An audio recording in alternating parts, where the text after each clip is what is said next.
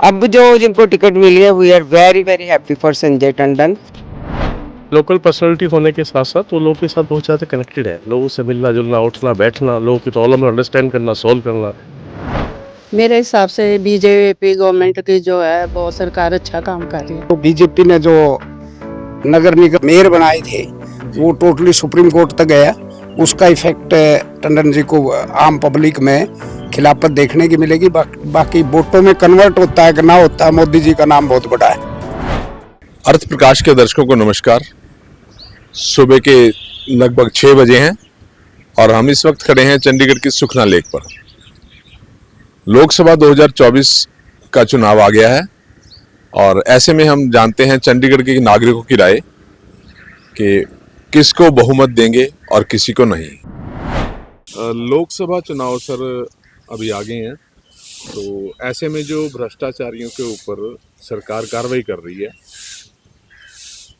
विपक्ष उसको लगातार बदले की भावना बता रहा है। तो आपकी राय में क्या ये सही है या गलत है? देखो जी, भ्रष्टाचार तो बंद होना चाहिए, बिल्कुल ठीक हो रहा है, सरकार जो कर रही है ठीक कर रही है, but not with any vindictiveness नहीं करनी चाहिए। मेरा ख्याल नहीं है कि भी सरकार अपने आप इन्वॉल्व है इसमें। जो जनहित कर रही है ठीक कर रही है एंड दे शुड कंटिन्यू।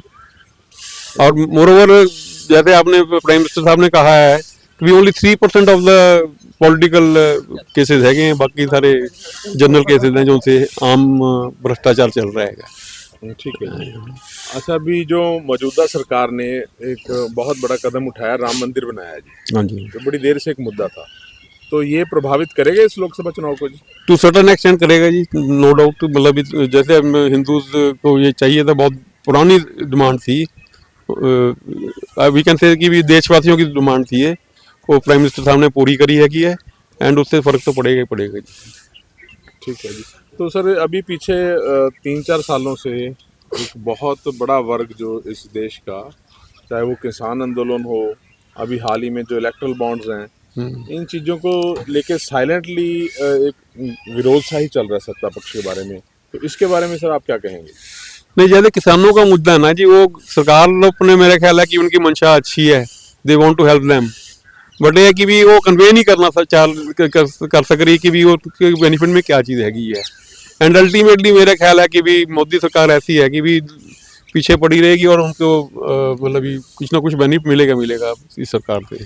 जो चंडीगढ़ है ये यूटी है जी, तो इसके कुछ मुद्दे ऐसे हैं जो एमपी ही सॉल्व कर सकता है, वो लगातार बड़े लंबे अरसे से पेंडिंग है जी। जी तो ये इस लोकसभा चुनाव को प्रभावित करेगा? नहीं, लोगों में ये रोष तो है कि चंडीगढ़ के मुद्दे या इंडस्ट्रीज के मुद्दे सॉल्व नहीं हो रहे हैं। ये तो बहुत देर से पेंडिंग डिमांड है कि इंडस्ट्रियल प्रॉब्लम जो है, जब प्लॉट्स की ट्रांसफर है, जो लीज है, ये सब चीजें हटनी चाहिए। वही इम्प्लीमेंटेशन हम चाहते हैं कि ये जो नए आए, जो भी चुन के आए, वो इन मुद्दों को तो जरूर उठाए। ये चंडीगढ़ वासियों की रिक्वायरमेंट तो है ही, इंडस्ट्रियलिस्ट की तो खासकर। Both of the candidate are taking up this issues and हमारे को कमिटमेंट करी है उन्होंने कि भी जो दी मेन प्रॉब्लम आ रही है चंडीगढ़ में, यहाँ से फाइल भेजते हैं और एमएचए में जाकर रुक जाती है। And mister Tandon and mister Tiwari has both of them have said कि भी वी शैल टेक केयर कि भी वहाँ पर जाके आपके विद इन स्पेसिफिक टाइम ये चीजें जो थी है कि करेंगे। तो डिसीजन तो सेंटर ने लेना, मिनिस्ट्री ऑफ होम अफेयर ने लेना है, उसने लेना है डिसीजन इसके बारे में, और उसको थोड़ा सा परस्यू करेंगे तो अच्छा रहेगा अगर दोनों कैंडिडेट्स। सर यही पॉइंट मेरा था कि बंसल जी का बहुत प्रभाव रहा है, चंडीगढ़ की जनता उनको बहुत पसंद करती है। एक समय ऐसा भी था कि सेंटर में कांग्रेस की सरकार थी और जो चंडीगढ़ के प्रशासक है वो भी कांग्रेस के ही थे, और जो नगर निगम है वो भी कांग्रेस में उसका पूरा वर्चस्व था। उस टाइम पे ना काम करने का कल्चर नहीं था इसमें, मतलब जो सा हम नहीं जानते वो क्यों नहीं कर पाए परस्यू इसको, पर अब क्योंकि इंडस्ट्रियलिस्ट काफी इस मामले में रोष में है, तो शायद इस बार कुछ ना कुछ हो जाएगा। नहीं, अब जो अगर काम नहीं करेंगे तो अगली बार ये फिर आ नहीं सकेंगे यहाँ पर।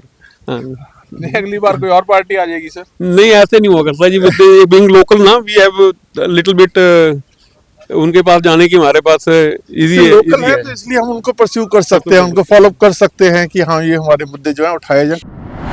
भी जो मौजूदा सरकार है उसका भी कामकाज देखा है, और इससे पहले जो सरकारें थी उनका भी कामकाज देखा है। हाँ जी, हाँ जी। तो आपके हिसाब से कौन सी सरकार, किस पार्टी की सरकार बेहतर तरीके से काम कर रही है?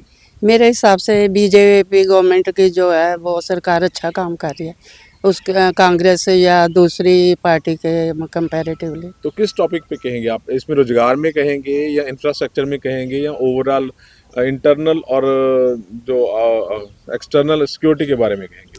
नहीं, इंटरनल और एक्सटर्नल सिक्योरिटी तो है ही, इसमें भी उसमें तो ज़्यादा जोर दिया जा रहा है और रोज़गार का भी काफ़ी लोगों को जो है अभी दिया जा रहा है। नमस्कार सर। नमस्कार जी। सर, चंडीगढ़ के अपने बहुत से मुद्दे हैं। यस, लोकसभा चुनाव आ गया राइट। और लगभग सभी पार्टियां, कोई भी पार्टी का कैंडिडेट हो जो आता है इन मुद्दों को हल करने के लिए वायदे करता है। राइट। तो आपके हिसाब से सर चंडीगढ़ के मुद्दे जो है हल करने में कौन सक्षम है जी? संजय टंडन जी या मनीष तिवारी? यस, मेजर दो ही कैंडिडेट है। अगर टोटलिटी में देखा जाए, Sanjay Tandon is the local candidate ji. And local candidate होने का एक एडवांटेज यहाँ पे लोकल लोगों को मिलेगा। प्रमोद तिवारी का आउटसाइडर्स हैं जिनको भी चंडीगढ़ में लोगों को अंडरस्टैंड करना, उसमें दे विल टेक टाइम। तो विल प्रीफर टंडन साहब जो है वो लोगों की चॉइस होनी चाहिए। तो आप तिवारी जी को लोकल नहीं मानते? लोकली इन द सेंस कि अभी लाइक वो यहाँ पे पढ़े हैं, कभी रहे हैं, लेकिन अभी लोगों के साथ बहुत ज़्यादा कनेक्टेड नहीं है। लेकिन टंडन एक लोकल कैंडिडेट है, आम लोगों के साथ बहुत ज़्यादा कनेक्टेड है। नाम सुनते आए हैं एंड नो डाउट के जो टंडन साहब है वो लोकल पर्सनैलिटी हैं, लेकिन मनीष जी की भी जो लोकल पर्सनालिटी होने के साथ साथ वो लोगों के साथ बहुत ज़्यादा कनेक्टेड है। लोगों से मिलना जुलना, उठना बैठना, लोगों की प्रॉब्लम अंडरस्टैंड करना, सॉल्व करना, जो सामाजिक समस्याएं, आर्थिक समस्याएं, उन पर ध्यान देना, तो वो एक बेटर पार्ट है। वैसे तो जनरल आदमी को काम पड़ता नहीं है, ये तो एक मेंटली होता है कि एक पार्टी को भी सपोर्ट करते हैं हम, एक आज जो हालात हैं उस हिसाब से हम वो प्रपोज करते हैं। और दूसरा बैकअप, सेंट्रल गवर्नमेंट का बैकअप है, वो अपने आप में एक बहुत बड़ी सपोर्ट है। टोटलिटी में सरकार ने काम किया मीन्स कोई भी इशू उठा के देख लो। आज की इन टोटल जो ग्रोथ है कंट्री की, जो ग्रोथ है वो ग्रोथ बहुत ज़्यादा है comparative to previous governments. Ram Mandir प्रभावित करेगा सर लोकसभा चुनाव? Obviously we are all Hindus. Ram हमारी रग रग में, नस नस में, तो हमारे लिए मैटर करता है। अगर तो कोई तरीका हो सकता है कि जिस पार्टी के लोग अपने इन वादों को पूरा नहीं कर पा रहे, यदि हम उनको वहाँ से निकाल के, I should say use the word निकाल के, किसी और को हम वो गद्दी दें और फिर ट्राई करें तो बहुत अच्छी बात है। क्योंकि पिछली सरकार जहाँ तक थी उन्होंने चंडीगढ़ में निभाए कोई वादा नहीं निभाया, उसी प्रकार से हम रह रहे हैं जैसे थे। और ख़ास करके झुग्गी झोपड़ियों में, बस्तियों में, एक्चुअली वहाँ लोगों को जाके देखना चाहिए कि उनकी प्रॉब्लम्स क्या है, और उसके लिए इनके पास कोई समय नहीं है। हाँ, जो अब सरकार वायदे कर रही है तो वो तो एक हमें देखना पड़ेगा कि कौन अपना निभाता है। हाँ, यदि नहीं निभा पा रहे और यदि हम उनको वहाँ से किसी और पार्टी को दे दें तो वो मेरे ख्याल से बहुत अच्छा रहेगा, क्योंकि वास्तव में सबका भला ही चाहिए और वो तभी हो सकता है। हम उनको चांस देते हैं पर फिर वो अपनी कुर्सी संभाल लेते हैं और चांस कभी भी वायदा पूरा नहीं करते। नमस्कार सर। नमस्कार जी। सर, लोकसभा चुनाव का जो कैंडिडेट होता है वो लोकल और नेशनल मुद्दे दोनों को लेकर वोट मांगने जाता है। तो आपके हिसाब से जो ये लोकसभा चुनाव हैं तो मेजर दो कैंडिडेट्स हैं, एक मनीष तिवारी जी और संजय टंडन जी, तो इनके लिए क्या समस्या आएगी सर?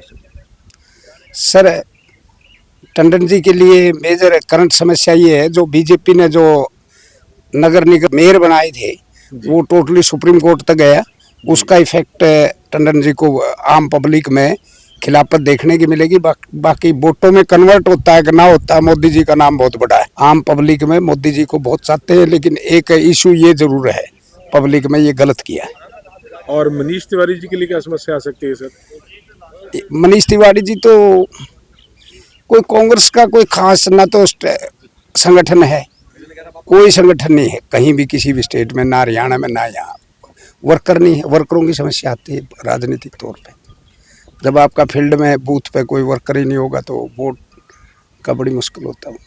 और सर, बीते दिनों ये भी देखने आया कि लगभग 600 से ऊपर जो हैं कांग्रेस के वर्कर वो इस्तीफा देकर जा चुके हैं, उनमें से कुछ दूसरी पार्टियां भी ज्वाइन कर रही हैं। तो ऐसे में जो मेजर पार्टी वो बीजेपी है, तो जो कांग्रेस के वर्कर कांग्रेस छोड़कर बीजेपी ज्वाइन कर रहे हैं, बीजेपी को उन्हें ज्वाइन करवाना चाहिए या नहीं सर?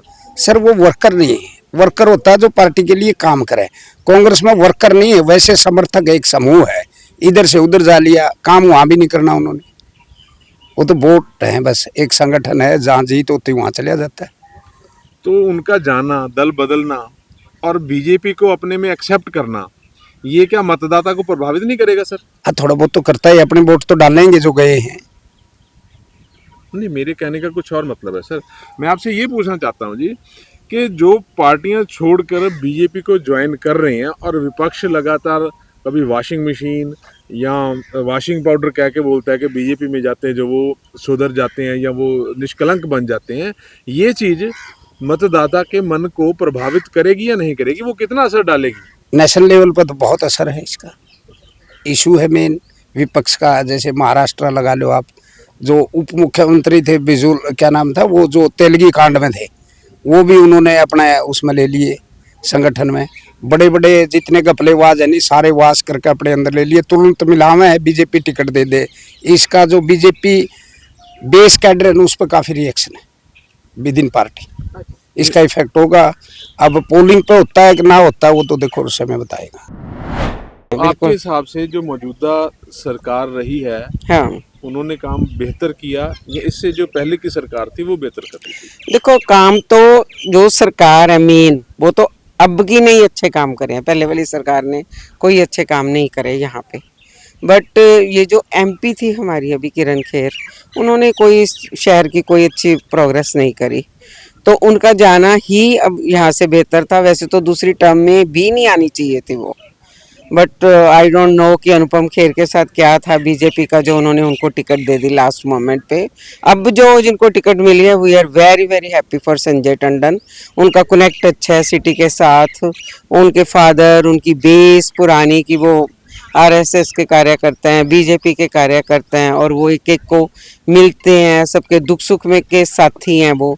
तो चंडीगढ़ से चंडीगढ़ के बंदे को टिकट देना बहुत बड़ी बात है, जो कि पहले इन्होंने बहुत गलत करा है कि बॉलीवुड की मैडम को यहाँ बुला के टिकट दे दी, जिनको ना शहर का कुछ ज़्यादा पता था, ना कोविड में कोई काम करे, वो अंदर ही बैठे रही अपने घर में कि मैं पेशेंट हूँ, मैं बाहर नहीं निकल सकती, ये है वो है। तो अब मैं बहुत ज़्यादा खुश हूँ कि संजय टंडन जी को टिकट मिली है and I wish good luck for him. लेकिन चंडीगढ़ के कुछ अपने मुद्दे हैं जी, जो लगभग 30 साल से वैसे के वैसे ही पेंडिंग है जी। तो चाहे वो 30 साल के पुराने पेंडिंग हैं, बट मैं पता नहीं उनकी तरफ से अब आपको श्योरिटी जरूर देती हूँ कि वो मुद्दे आपको 1 साल के अंदर अंदर ठीक होते नजर आएंगे। ये मैं आपको कह सकती हूँ, चाहे पिछला काम हुआ चाहे नहीं हुआ। अब हम पिछली बातें में ना जाएं तो ज़्यादा बेहतर है, बट अब आप देखना कि अब क्या चेंजेस आएंगे हमारे शहर में। देखिए, आपने एक बात कही है पिछली बातों पे ना जाएं, तो पिछली बातों पे ना जाएं तो इस हिसाब से तो एक मौका फिर विपक्ष को भी देना चाहिए। बिल्कुल देना चाहिए, बट कोई काम करने वाला बंदा ही नहीं है विपक्ष में, तो उसका तो फायदा ही कोई नहीं। जो काम करने वाला बंदा है, जिसको टिकट मिली है, वो तो उसी को जानी चाहिए। अब बंसल जी रहे हैं यहाँ पे, कितने को उन्होंने अच्छे काम करे हैं 10 साल, पता ही है हमें। आज तक कांग्रेस 2 बार इस सीट से जीती है। मैं आपकी बात को हाँ। दोहरा रहा हूँ फिर। आपने कहा है जी बीती बातों को छोड़े, मतलब आज उस बात को तो जो अब हो गया, हम तो अब फ्यूचर देखें अपने शहर का क्या फ्यूचर है। सुबह सुबह लेक पर घूमने आए लोगों से हमने चंडीगढ़ के बारे में उनकी राय जानी कि लोकसभा चुनाव में उनकी क्या राय है। मैं खुशविंदर सिंह, कैमरामैन अशोक टंडन के साथ अर्थ प्रकाश टीवी के लिए।